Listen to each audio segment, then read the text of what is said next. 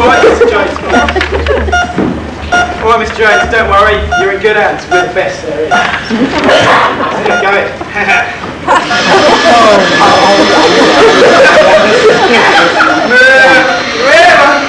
Not singing at a time like this. I'm not singing at a time like this. I'm singing movement.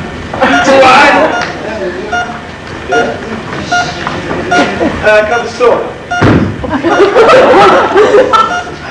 Right.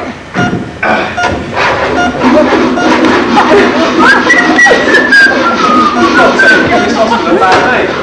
You're right. I'll think of a better one. How about Eustace? Doctor, I think something's wrong with his Adam's apple. Let's have a look. You're right.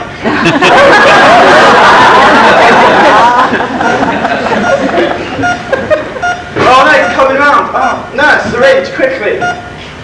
Yes, don't worry, Mr. Jones, you haven't quite finished yet. Thank you, nurse. Right, let's have a look at it.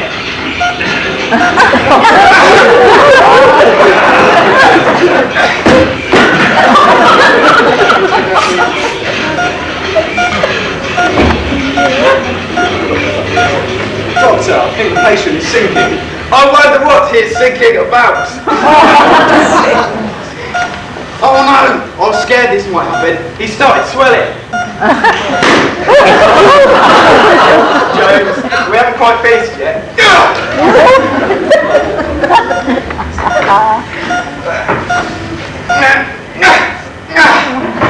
Oh, can you give me a hand here, please? Certainly, Doctor. Thank you.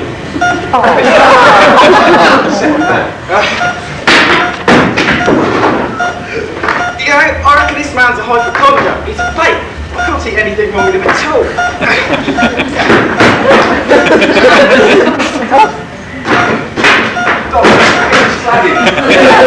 He's obviously a very highly strung man.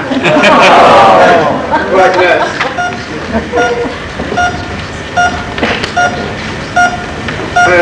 Forceps, please, nurse.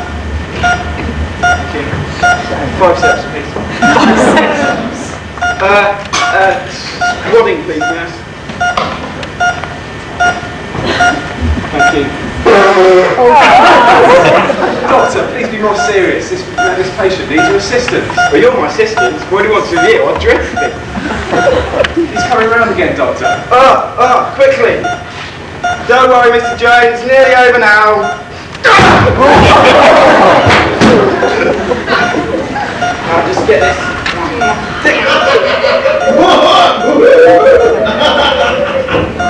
That bit's funny though. Doctor, get me lost him. We could have gone far. He's only under the sheet a second ago. Alright, nearly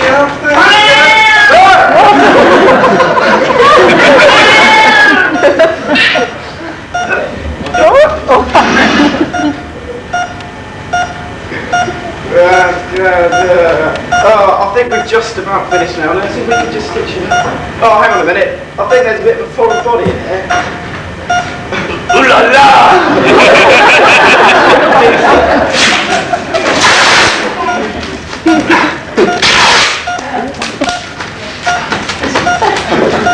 There you go, Mr. Jones. Just set it up in my hand. Well now, Mr. Jones, we finished. How do you feel? I feel better now. Have you sorted out my wisdom teeth? Yeah, we have, sir. Yeah. Come on, Mr. Jones. I haven't take too long then. No, it should be in time for a round of golf. Hang on a minute. Where's my watch? Where's my... Oi! Mr. Jones! Come back here! Live theatre.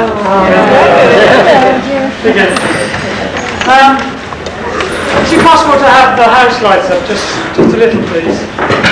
Sorry to put this one on you, but I understand that in the audience tonight it's a very special night for somebody who's travelled an awful long way to come and see us. In fact, I think he's come from Australia. Anybody old enough to be an Australian here?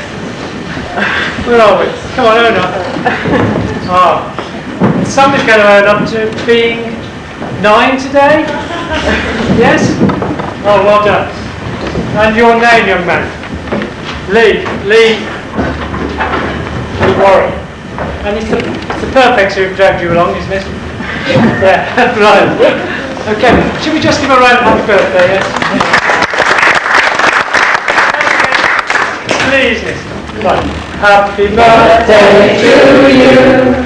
Happy birthday to you. Happy birthday, dear Lee.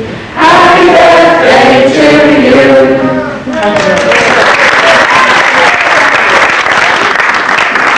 That was well worth coming all the way from Australia. I'll explain the Scottish jokes later. Right, next item then. This again is a sketch with a moral, or with a message. And it's called The Magic Nail. It's been performed by the junior section and the Anchor Boys. And I'll leave you to sort out what the message is. It's called The Magic Nail.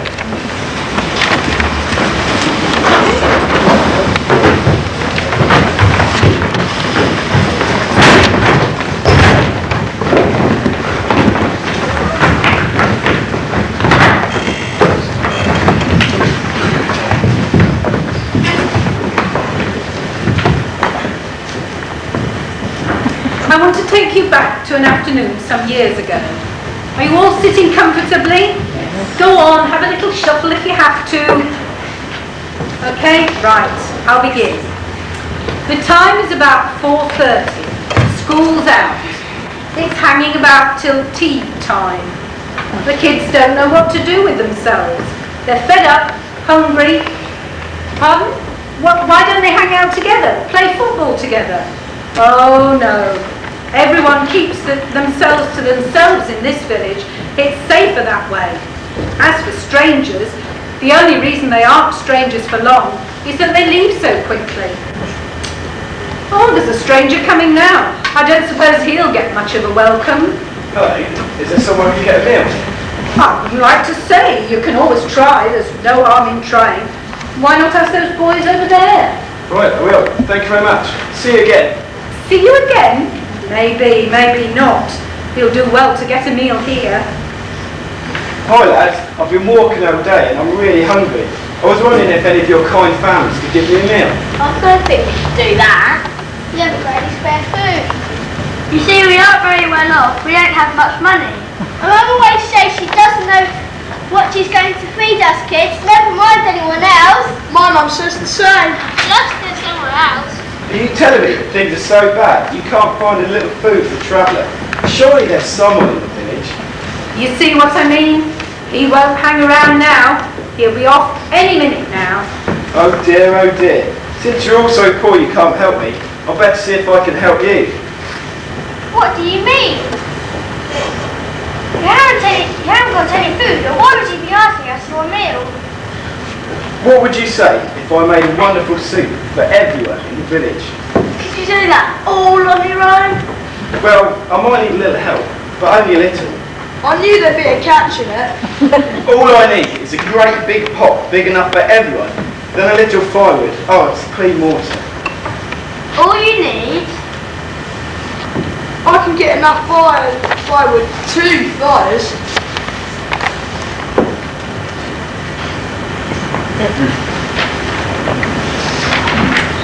Me too. How are you meant to?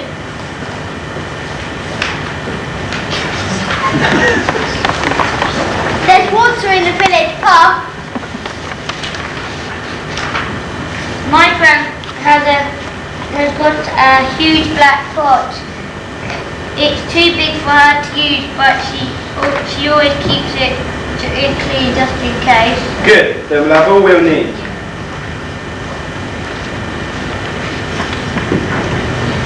I can get salt and pepper.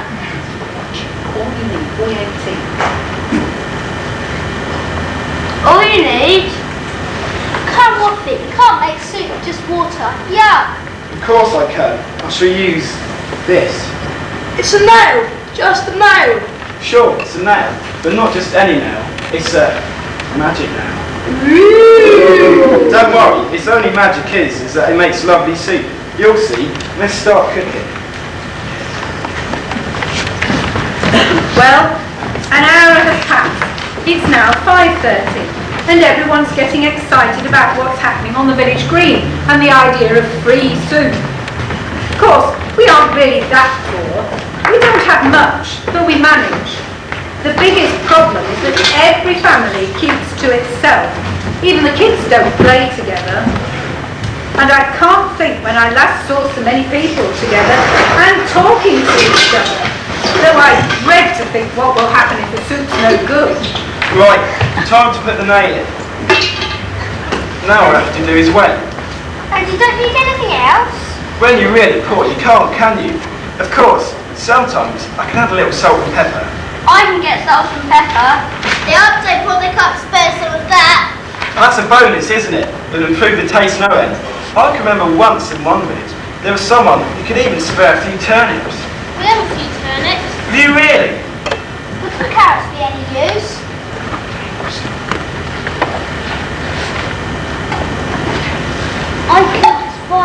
I could find some onions. Potatoes. Cabbage.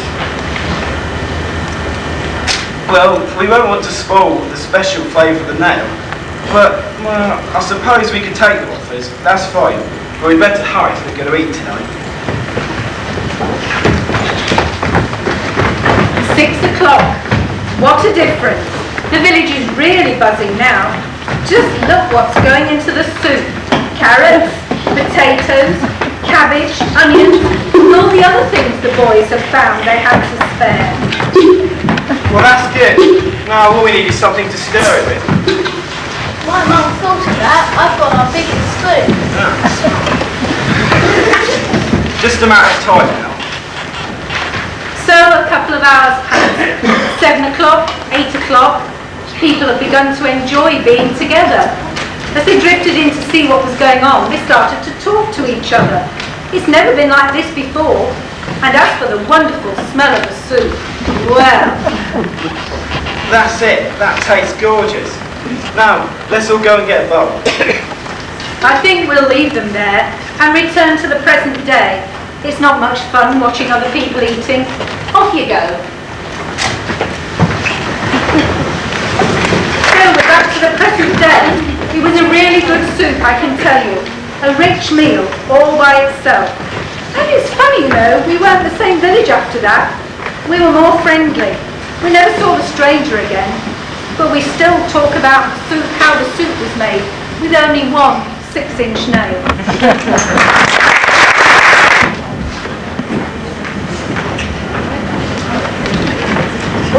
Close.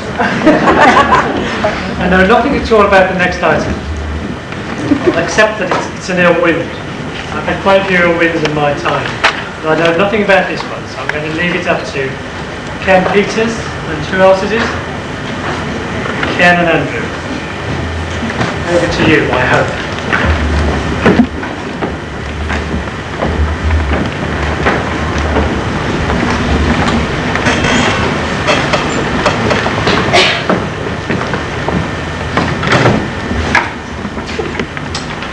It's an Ill Wind is a song that used to be performed by Michael Flanders and Donald Swan. They performed it with great skill because it is extremely difficult. I've long wanted to have a go at this song, and tonight I'm going to take Michael Flanders' part. Andrew here takes the part of Donald Swan. Fortunately, he plays the piano. Now, in fact, although Michael Flanders wrote the words, the music was not written by Swan, as most of their songs were. This was written by a chap called Mozart. I understand he wrote this piece when he was about 6.5 months. The music, in fact, is the last movement of Mozart's 4th Hall Concerto. Now, Andrew and I have been practicing this, rehearsing this for months and months, but due to circumstances beyond our control, well, we'll tell you all about it. I once had a whim and I had no bail to buy a French horn with a second hand. I missed it up and I started to play, in spite of the neighbours who begged me to stop.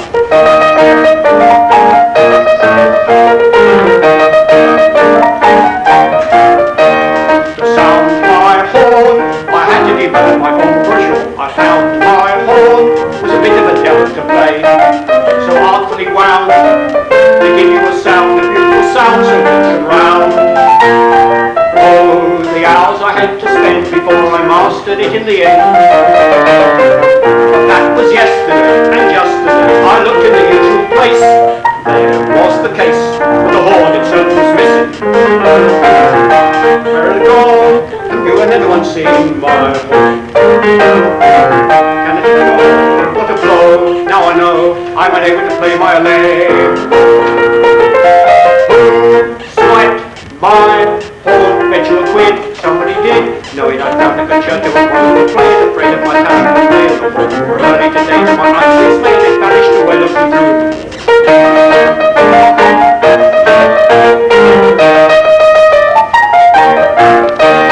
I've lost that horn.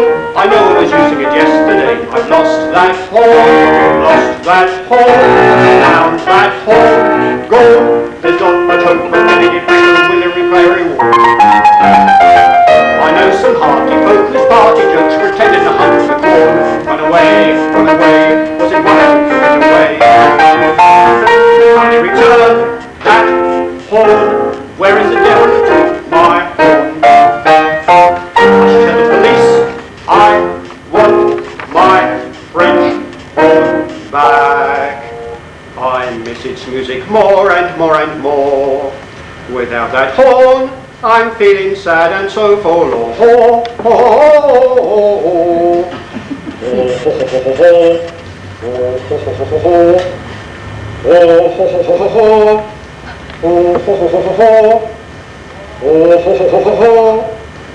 I found a picture I wanted to play it, displaying my talent for playing the horn. But early today to my mind it's made it totally vanished away.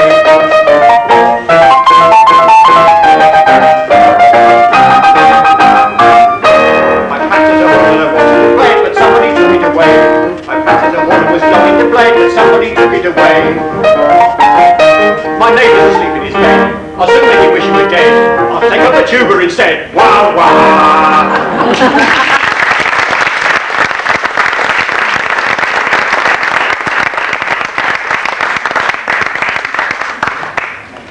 This is the first time we've had Flanders and Swan at our concert, isn't it? I remember Ted and Eric Smith, remember that one? Some years back. Brilliant. Yeah, thank you very much, Jeff. Next item, Father William. This is a well-known, maybe it's a well-known nonsense poem by Lewis Carroll. And we're going to ask Ian Clements and Luke Perfect to give us their rendition of Father William.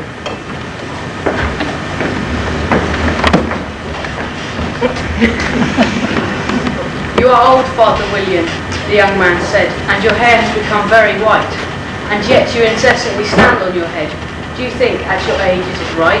In my youth, Father William replied to his son, I feared it might injure the brain, but now I am perfectly sure I have none. Why, I do it again and again. You are old, Father William, as I mentioned before, and have grown most uncommonly fat. Yet you turned a back somersault in at the door. Pray, what is the reason for that? In my youth, said the sage as he shook his grey locks, I kept all my limbs very supple. By the use of this ointment, 1 shilling a box. Allow me to sell you a couple. You are old, Father William. One would hardly suppose that you're...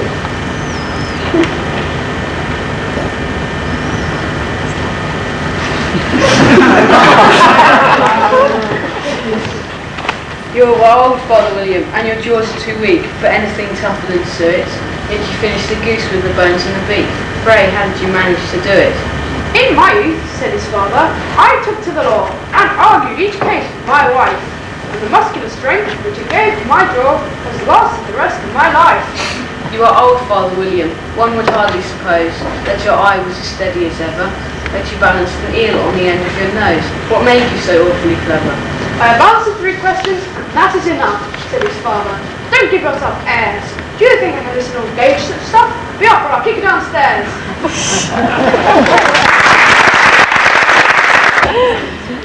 Thank you very much, chaps. Right, the next item then, titled Pistols for 2 or Coffee for 1. There's something different about this. It's It's especially designed for those who cannot remember their lines. That's why we made it a staff item. Anyhow, pistols to